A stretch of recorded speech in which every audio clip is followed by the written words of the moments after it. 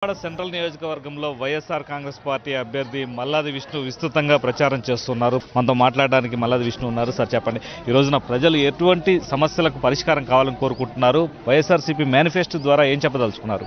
ఈ మేనిఫెస్టో ఆయన చెప్పారు స్పష్టంగా. ఈ మేనిఫెస్టో ప్రజల యొక్క అవసరాలు, ప్రజల యొక్క సమస్యలు, తన పాదయాత్రలో వచ్చినటువంటి సమస్యల్ని క్రోడీకరించుకుని ఒక మేనిఫెస్టో తయారు చేశాము. ఇది తూచా తప్పకుండా ఈ మేనిఫెస్టో ప్రతిరోజు కూడా సమీక్షించుకుంటాము. ఎక్కడెక్కడ ఏం చేయాలి ఏంటనే విషయాల్ని ప్రతిరోజు కూడా మేము అవగతం చేసుకుని తూచా తప్పకుండా అమలు చేసి ఈ 5 సంవత్సరాల్లో పూర్తి అయిన నాటికి 2024 నాటికి ఇవి చేశాము అని చెప్పి మాత్రమే మేము ఓటు అడుగుతాము అని చెప్పారు. ఉదాహరణకి తీసుకోండి, ఈరోజు మా అధ్యక్షులు చెప్పినట్టు రైతు రుణమాఫీ మీరు ఏం చెప్పి అధికారంలోకి వచ్చారు? ఈరోజు ఎంత చేశారు? ఎంత చేయాల్సిందంతా ఆఖరికి 4-5 సంబంధించినటువంటి వాయిదాలు కూడా ఇంకా సరిగా బ్యాంకులో పడినటువంటి పరిస్థితి.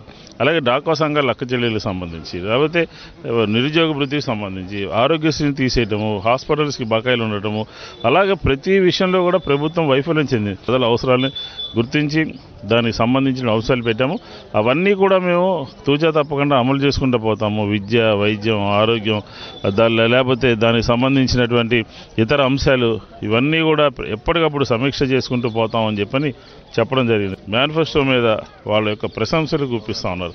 ప్రధానంగా 2024కి ఇదే మేనిఫెస్టోలో మేము చేసిన అంశాలని ప్రజల్లోకి తీసుకువెళ్ళి రేపు ఓట్లు అడుగుతామంటూ జగన్మోహన్ రెడ్డి చెప్పారు. ఇంత ధైర్యంగా ఇంతకుముందు ఏ రాజకీయ పార్టీలు కూడా చెప్పని నేపథ్యంలో ఈ మేనిఫెస్టో ఎట్లా కొత్త వరకును సృష్టిస్తుంది? రాజశేఖర రెడ్డి గారు ఏం చేశారు? ఆ రోజున ఉచిత విద్యుత్ మీద తొలి సంతకం అన్నారు. ఉచిత విద్యుత్ మీద తొలి సంతకం పెట్టి ఆయన దిగి కారు ఎక్కేలోపు ఈ రాష్ట్రంలో ఉన్నటువంటి రైతాంగానికి సంబంధించినటువంటి అందరి మోటార్లకి ఉచిత విద్యుత్ అందింది.